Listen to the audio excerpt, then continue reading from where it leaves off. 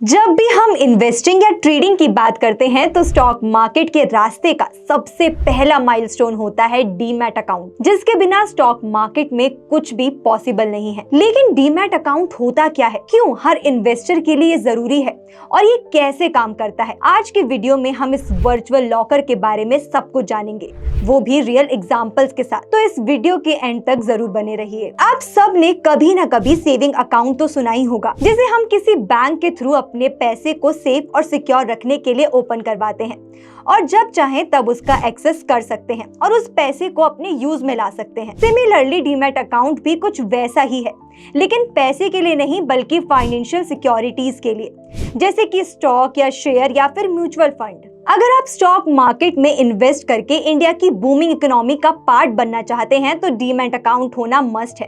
तो चलिए जानते हैं कि डीमैट अकाउंट होता क्या है। डीमैट अकाउंट का फुल फॉर्म है डीमटेरियलाइज अकाउंट। अब डीमटेरियलाइज क्या होता है? डीमटेरियलाइजेशन पर हमने इन डिटेल वीडियो ऑलरेडी बना रखी है, जिसमें हमने एक्सप्लेन किया है कि डीमटेरियलाइजेशन होता क्या है, कैसे काम करता है, सब कुछ। इसे आप हमारे चैनल पर जाकर भी देख सकते हैं। लेकिन अभी फिलहाल आप इतना समझिए कि डीमटेरियलाइजेशन एक प्रोसेस है जिसमें आप अपने फिजिकल शेयर सर्टिफिकेट को इलेक्ट्रॉनिक फॉर्म में कन्वर्ट करते हो। इसमें आप अपने पेपर वाले शेयर्स को डीमैट अकाउंट के थ्रू इलेक्ट्रॉनिकली स्टोर करवा लेते हो। अब आते हैं डीमैट अकाउंट पर। ये एक ऐसा अकाउंट होता है जिसमें आपके सारे शेयर्स, बॉन्ड्स, म्यूचुअल फंड्स और गवर्नमेंट सिक्योरिटीज डिजिटली स्टोर होते हैं, मींस ऑनलाइन फॉर्मेट में। जैसे हम पैसों को कैश की जगह डिजिटल वॉलेट में रखते हैं, वैसे ही फिजिकल शेयर सर्टिफिकेट को कन्वर्ट करके डिजिटली रखने का काम करता है डीमैट अकाउंट। अब ये तो पता चल गया कि डीमैट अकाउंट होता क्या है, लेकिन ये जरूरी क्यों है? तो पहले के जमाने में लोगों के पास पेपर शेयर सर्टिफिकेट होते थे। अब सोचो कि अगर वो कहीं खो जाएं, जल जाएं या गलती से किसी और के हाथ लग जाएं तो। इसलिए सेबी ने डीमैट सिस्टम लेकर आया, जिससे सब कुछ हो गया डिजिटल और आपके इन्वेस्टमेंट भी सेफ हो गए। आज के टाइम में अगर आपको ऑनलाइन शेयर ट्रेडिंग करनी है तो डीमैट अकाउंट होना मस्ट है। बिना इसके ना आप शेयर खरीद पाओगे ना ही बेच पाओगे। तो फिर डीमैट अकाउंट मिलेगा कहां से? डीमैट अकाउंट के लिए इंडिया में दो मेजर डिपॉजिटरीज हैं, एनएसडीएल और सीडीएसएल। एनएसडीएल यानी कि नेचुरल सिक्योरिटीज डिपॉजिटरी लिमिटेड और सीडीएसएल यानी कि सेंट्रल डिपॉजिटरी सर्विसेज लिमिटेड। इनके थ्रू आपको डीमैट अकाउंट मिलता है, लेकिन डायरेक्टली नहीं, आपको कॉन्टैक्ट करना होता है एक डिपॉजिटरी पार्टिसिपेंट को, यानी कि डीपी को, जैसे कि जीरोधा, ग्रो, अपस्टॉक्स। ये सब डीपी हैं जो आपके लिए डीमैट अकाउंट ओपन करते हैं। अब चलिए थोड़ी सी हिस्ट्री देखते हैं कि डीमैट अकाउंट का यूज कब से स्टार्ट हुआ था। डीमैट ट्रेडिंग इंडिया में पहली बार 1996 में इंट्रोड्यूस हुई थी और वो भी एनएसई की ट्रांजैक्शन के लिए।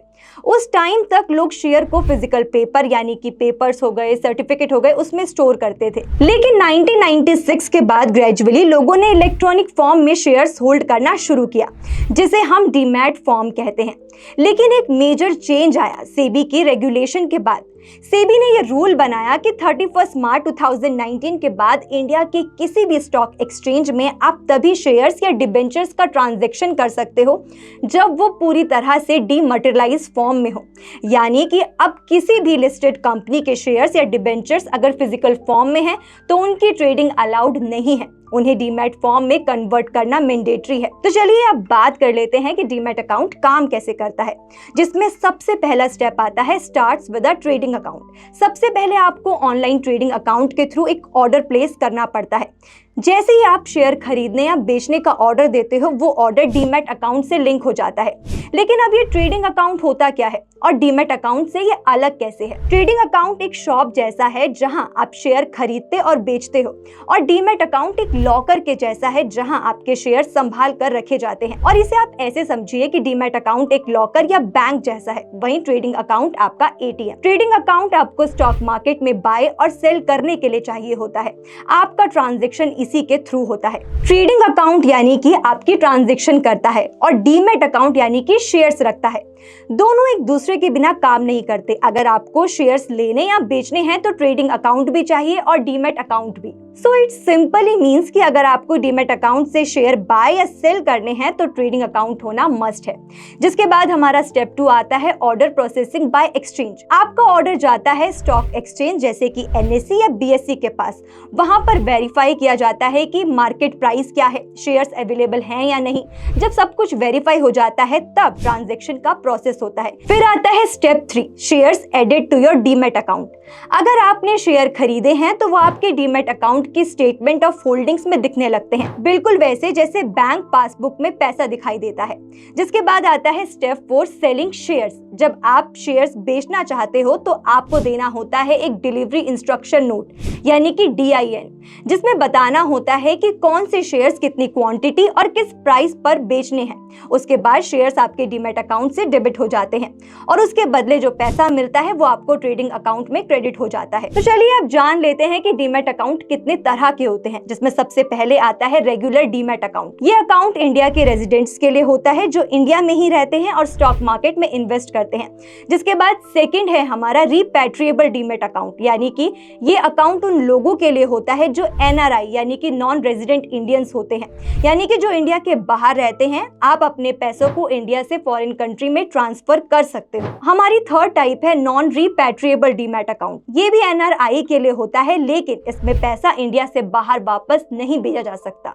आप इंडिया में कमाए गए पैसों को इन्वेस्ट कर सकते हो लेकिन उसे बाहर नहीं ले जा सकते। तो चलिए अब देख लेते हैं बेनिफिट्स ऑफ डीमैट अकाउंट, जिसमें सबसे पहले आता है paperless and hazel free investment. ना कोई फाइल ना कोई पेपर, सब कुछ होता है online. Shares, bonds, mutual fund सब डिजिटल फॉर्म में सेफ रहते हैं। सेकंड है easy and fast buying selling of shares. आप शेयर लेना चाहते हो तो ट्रेडिंग अकाउंट से ऑर्डर दो और डीमैट अकाउंट में तुरंत शेयर रिफ्लेक्ट हो जाते हैं।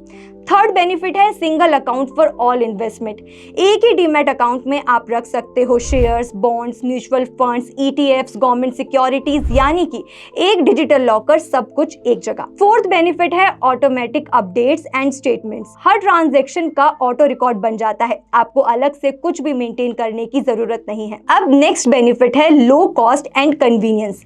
अकाउंट खोलना आसान है, कुछ ब्रोकर्स फ्री में भी अकाउंट खोल देते हैं। मेंटेनेंस चार्ज भी कम है या जीरो भी होते हैं अगर आपका इन्वेस्टमेंट छोटा है। सिक्स्थ है nomination and easy transfer. Demat account में आप नॉमिनी असाइन कर सकते हो। डेथ या इमरजेंसी में एसेट्स इजीली ट्रांसफर हो जाते हैं बिना लीगल कॉम्प्लिकेशन के। तो चलिए अब जान लेते हैं कि IPO में डीमैट अकाउंट का क्या रोल है। सबसे पहले शेयर रिसीव करने के लिए जरूरी है। IPO अलॉटमेंट के बाद शेयर्स आपको डायरेक्टली आपके डीमैट अकाउंट में ट्रांसफर किए जाते हैं। अगर डीमैट अकाउंट नहीं है तो आप IPO के लिए अप्लाई ही नहीं कर सकते। सेकंड है ऑनलाइन IPO एप्लीकेशन। आपको ब्रोकर या बैंक के थ्रू IPO अप्लाई करते वक्त डीमैट अकाउंट नंबर यानी कि क्लाइंट ID प्लस DPID देना पड़ता है।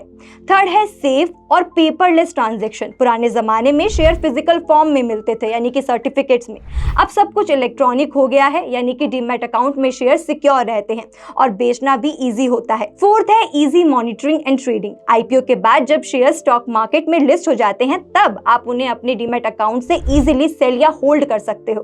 तो ये थी डीमैट अकाउंट की फुल एक्सप्लेनेशन। वेल इसी तरह IPO के बारे में और IPO से रिलेटेड हर टर्मिनोलॉजी को जानने के लिए सब्सक्राइब करें इंडिया IPO।